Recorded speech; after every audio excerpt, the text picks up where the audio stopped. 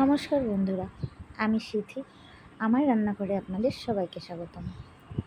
তো বন্ধুরা, আজ আমি দেখাবো ডিমের দো পেঁয়াজি রান্নার রেসিপিটা। তার জন্য আমি কড়াইয়ে নিয়ে নিয়েছি তেল। তেল কিছুটা গরম হলে এরপরে দিয়ে দিলাম লবণ এবং যে ডিমগুলো আমি রান্না করব এই ডিমগুলো আমি দিয়ে দিলাম। তো আজ আমি খুব অল্প পরিমাণে ডিম রান্না করব। দেখুন, মাত্র 3টা ডিম রান্না করব, আমরা 3জন, এই কারণে 3টা ডিম রান্না করব, তার বেশি করব না। তো এরপর দিয়ে দিচ্ছি ডিমে আলু।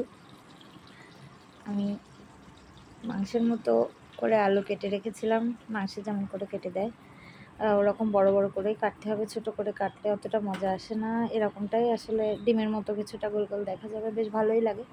তো এরকম করে কিউব করে আলু কেটে আমি ডিমের সঙ্গে আলুগুলো ভেজে নেব খুব সুন্দর করে।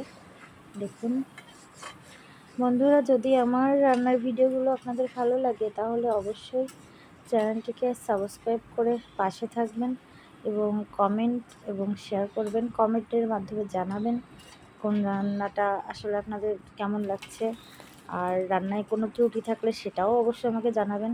শিক্ষার কোনো বয়স নেই, আর শেখা সবার কাছ থেকেই যায়। তো আমার রান্নায় যদি কোনো সমস্যা মনে করেন যে এটা এখানে এরকম না হলে একটু ভালো হতো, তাহলে সেটাও আমাকে জানাবেন। তো আমি ডিমগুলো ভেজে নিয়েছি, এরপর তুলে নিয়ে সেই তেলেই দিয়ে দিলাম কিছুটা গোটা জিরে ফোড়ন এবং একটু দারচিনি আর একটু এলাচ, সামান্য পরিমাণেই দিয়েছি, 2টা দারচিনি 2টা এলাচ। যদি তেলে ভেজে নেওয়া হয় তাহলে একটা সুন্দর ফ্লেভার আসে।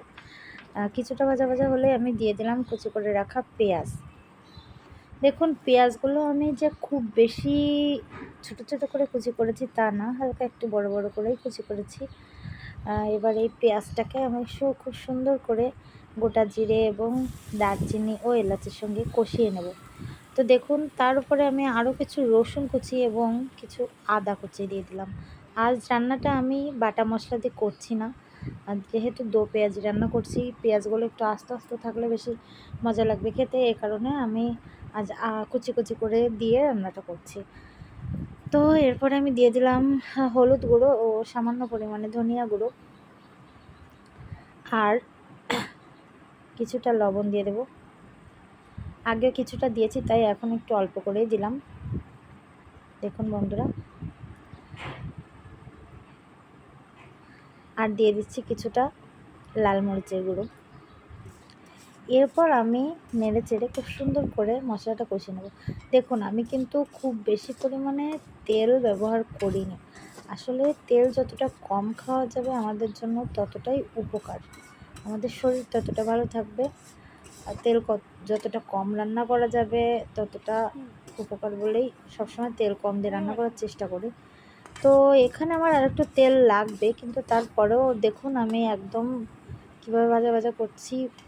এই রান্নাটা সাধারণত দেখবেন আরও আমার অনেক বন্ধুরা করে থাকেন, ইউটিউবেও দেখা যায় অনেক তেল, একদম বুড়ো বুড়ো তেলে করে এই রান্নাটা করা হয় দো পেঁয়াজি।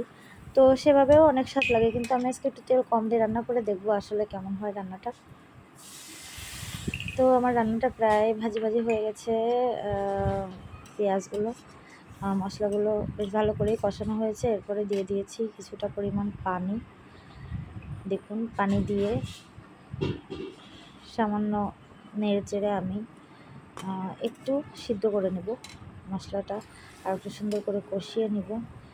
এই মশলাটা যতটা সুন্দর করে কষানো হবে রান্নাটা কিন্তু ততটা বেশি স্বাদ হবে।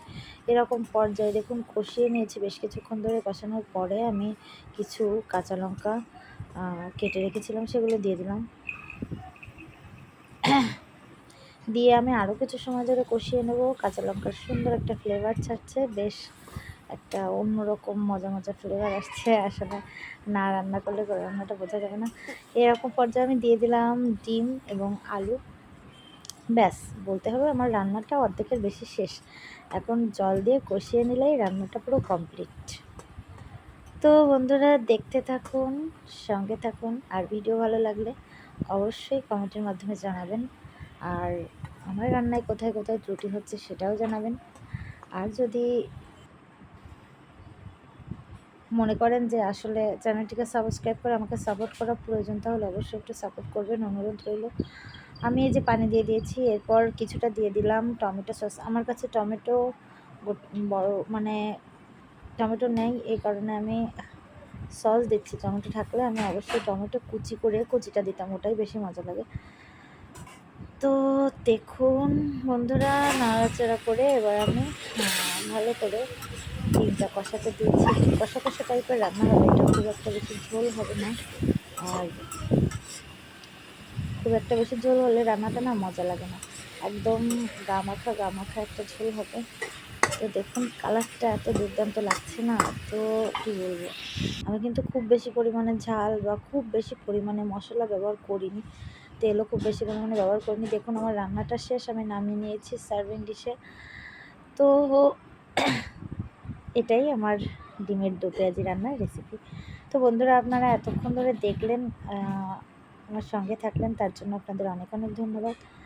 সবাই ভালো থাকবেন, সুস্থ থাকবেন, এবং আমার চ্যানেলটিকে যদি ভালো লাগে, ভিডিওগুলো যদি ভালো লাগে রান্নার, তাহলে অবশ্যই চ্যানেলটিকে সাবস্ক্রাইব করবেন।